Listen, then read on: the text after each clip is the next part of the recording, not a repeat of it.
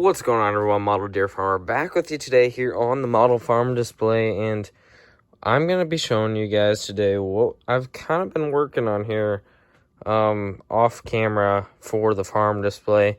So I had showed you guys, I think, some pictures of these double run conveyors that I 3D designed and then my friend printed, and I got them put up here. So pretty much how we have things going here, we have these two bins over on this side of kind of the pit, and that's it.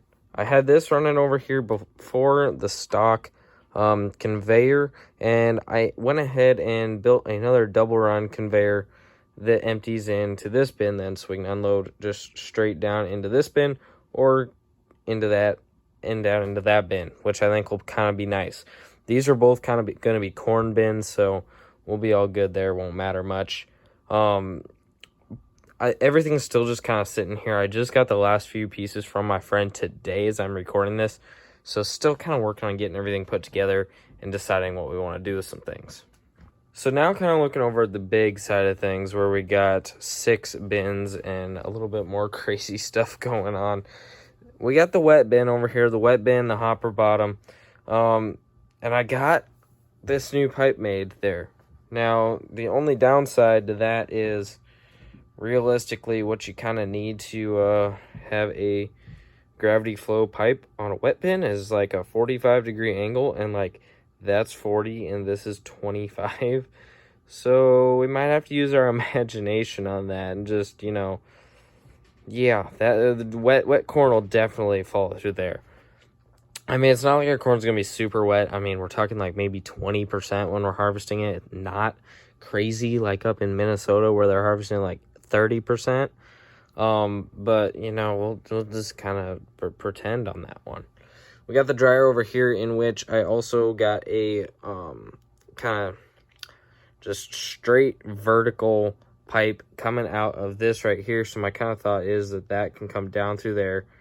There'd be a little switcher gate in there that plops it out into there that fills the dryer, and then obviously the dryer dumps out the back and into the bottom of the leg and then goes back up and goes to whatever bin it needs to. I also got one of these little caps built. I have a whole bunch of these caps. These ones have holes in them so you can like put stuff through them and stuff. But that one's closed because that's the one bin that's not tied into the leg at all. And then they're kind of supposed to be like those red things. Got another one over here on this bin because I don't know where the other red one went. It's been gone for years now. So we got that all flowing in there correctly. So then if we come over to this side, we have this really long double run conveyor here. And that goes over from the leg over here to the big corn stormer bin over here. Now, it would just drop right through there. I don't really have it figured out how that's going to fill yet because it's kind of just, filling out of nowhere. I have, it's that piece right there kind of designed that should, in theory, kind of work to come down from the distributor there and into that, but I haven't really been able to make that work yet. But then we also have the rest, the secondary double run conveyor that kind of goes down at a slant angle, and that was the toughest one. I had to kind of modify it because my angles that I figured out weren't perfect. But got it to work, so you can either just go straight down through there to fill the corn bin, or you can dump it into the next double run to send it over to this bean bin. And now we got all the fans and everything and all the unload conveyors all lined up. I realized that I need to make that a little bit longer. It is what it is right now. But we got all the fans laid out too, so everything's kind of laid out. And I wanted to get all this figured out to make sure everything was going to reach correctly before I kind of did anything on the ground in here, like figuring out where things are going to go, because I think I kind of had to slightly move some of these, but we might be good now. Also, the middle of that leg was kind of missing a peg in there. It had broke off, so I ended up just super gluing the whole leg together. So it stands straight up and down now, where before it was kind of bending and causing some issues.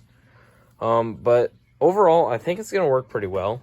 I'm undecided on what to do with all of our double runs and down pipes. So the leg and the catwalk, the conveyor that came standard with it's all white.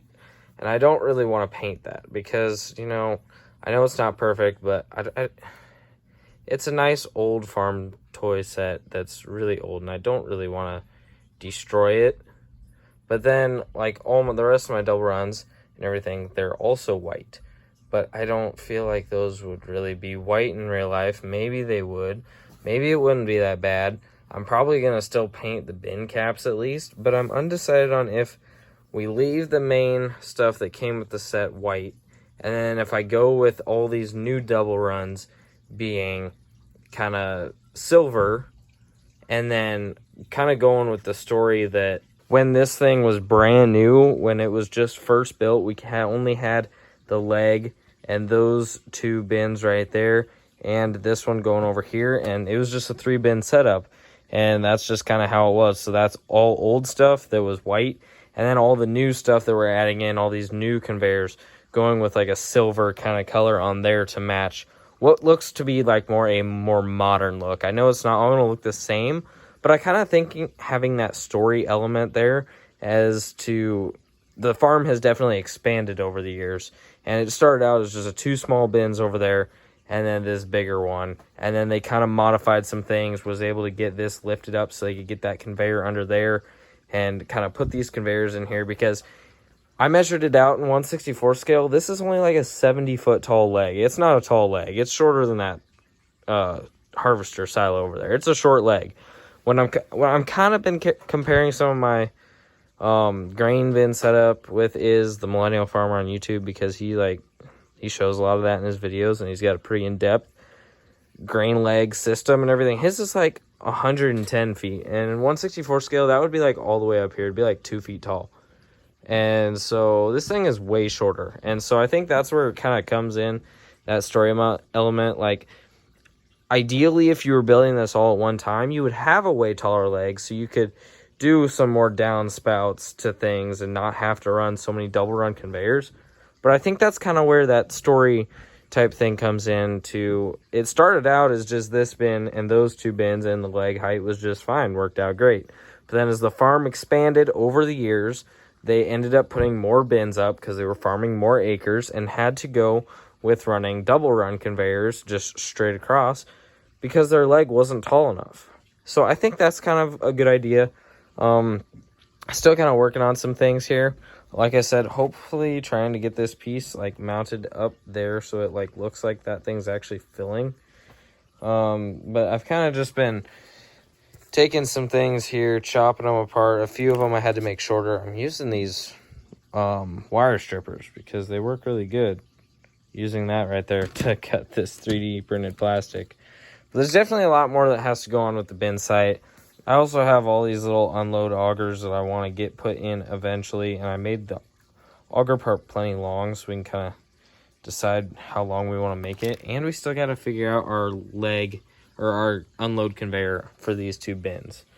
I know I'm kind of rambling on and on about this, but I'm really excited about the bin setup. It's probably my favorite thing on the entire farm, and I want it to be in-depth, and I want it to still also be realistic. And so with all of that, I feel like I'm kind of in a dead spot right now, unfortunately, because all of the grass and stuff I haven't been able to do yet because I haven't gotten a static grass applicator yet. And I've been more worried about figuring out this bin setup and like figuring out what all of our ground is going to be in here. But now since we have that figured out where our concrete's going to be, I mean, it'd be nice to kind of have concrete pads underneath all the dryers or the bin fans, but maybe I just like paint the bottom of that to look like concrete. I'm still going to detail the dryers up, or not the dryers, I keep calling them dryers, the bin fans. I'm going to detail them up to look a little bit more realistic. These ones are like $5 a piece, and so I really didn't want to pay for that for like all these bins. And I don't really love the design on these. The only downside of the 3D printed ones is that I don't have like what looks to be like kind of the vent, the webbing on the outside. I mean, that's probably about the only downside. Otherwise, I think they look pretty neat. But I definitely am going to paint them up, kind of make them look like what our ones in real life do at some point, as well as paint some of these bin caps and other stuff. But I wanted to get everything kind of like in place to get a whole plan first before I really kind of get into doing much of anything. But where there is not something sitting on the ground right now on the bin site is going to be grass. So in between a lot of our bins, it's just going to be grass. I think that's probably going to be the easiest thing. The only exceptions maybe the hopper bottom. I feel like that should kind of be on all a concrete base, but I didn't really plan that out yet. And I'm kind of short on polystyrene right now, so I'm going to be getting some polystyrene here in a couple of days. So then we might be able to figure out that and figure out how we want to all do that, because having just the hopper bottom sit on dirt and grass really isn't the most realistic. But yeah, this black bin fan here was kind of my prototype when it came to designing this. I tried to kind of design it to see what kind of be like what our ones in real life are. They're Stormer. Well, I don't think the bin fan's actual brand is Stormer, but they're on Stormer bins, and that's what a majority of our bins on here are. It's got the round bin part. I'm not super great at 3D designing, so in theory, this should kind of like spread out, but I figured it'd be good enough, and we can kind of figure out some things on how to like attach it to the bin. But the rest of them are all on white plastic, which should make them a lot easier to kind of like make the paint look right on, and I'm excited to do that. The bin site is really coming together, and 3D printing has been a big help to that, because a lot of this I wouldn't have been able to do with just like kind of other things. So thank you to my friend who is willing to 3D print stuff for me, because that's awesome, and this bin site's really coming to life. I also 3D designed this diesel barrel and had him print it for me, but I have yet to really kind of like figure out where I'm going to put this thing at. Like, I don't know. Our best bet would probably honestly be putting it over here by the seed shed. I would kind of like to maybe add a little bit more gravel right there then, and kind of just like set it like kind of right there on the edge. So it's kind of like in the main yard area, easy access. I don't know. Otherwise, back here by the seed silos, but I don't want it to really be in the way back there. But right next to the seed shed, I kind of feels like the best area for it. Here's the rest of all of our bin unloads as well. I've kind of been playing around with these. It is really tough to make stuff plastic to stick to these bins. When I started putting these bin vents on that grain bin over there, because that was like the first one I started designing and everything, I used model glue. I tried Gorilla Glue. Nothing sticks these two plastics together for some odd reason. I don't understand. So holding all these bin vents on is sticky tack. A little tough to do with something this small, but my friend got all these unload augers. I also designed this. Pretty much about everything that I have 3D printed so far on this farm, I have designed. So, you know, I'm stepping up in the world. I'm figuring out how to actually design stuff now, which is awesome, and hopefully do some bigger things with that in the future. But I'm kind of thinking, like, if I can't get it to stick to the bin, if I get it lined up just right, cut to the right size, and if I'm just able to stick like this solid part to the conveyor and just have it kind of look like it's connecting, that might be the thing to do, because I can get the 3D printed plastic to stick together, but 3D printed plastic and grain bin don't like to stick together. Also, potentially 3D printing might be how I end up doing this fence along here, because I kind of want a good looking fence. I don't really want to use the Ertl fence, because it's okay, but it's like not high quality awesome. So I might end up designing something for that at a later point.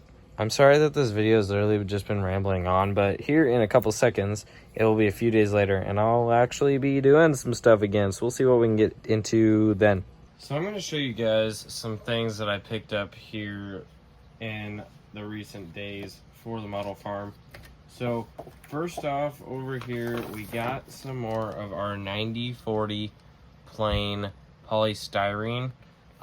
Because we use that for our concrete here. So we're going to be able to take a chunk of this, get it cut down to fit right there, as well as a piece over for the seed shed over there, and then maybe a little kind of walkway to get to the house. So I got that picked up. Picked up this package of flowers. There's some red ones, yellow ones, and then pink ones. I thought that these would kind of just be nice for around the house area over here, and maybe along kind of the entry of the driveway or something. I thought that would kind of be interesting. So we're gonna get those put down here eventually. And then I also picked up this thing of model spray glue. I'm hoping this will work better to seal those trees that I have over there, because the leaves all completely fall off of them a whole bunch. So I hope that this model spray glue will work, and it was only $4.50, so not too bad. And then the last new thing that we got here for now is 3 of these trees. These are pre-made trees. They are a little thin in some spots, mostly just this big one. So I might just try adding in some of what we got over on that one, those over there, into these. I think that should make them turn out pretty good here. They will probably be over kind of here by the house area, and I might try spreading those ones over there out into some different spots.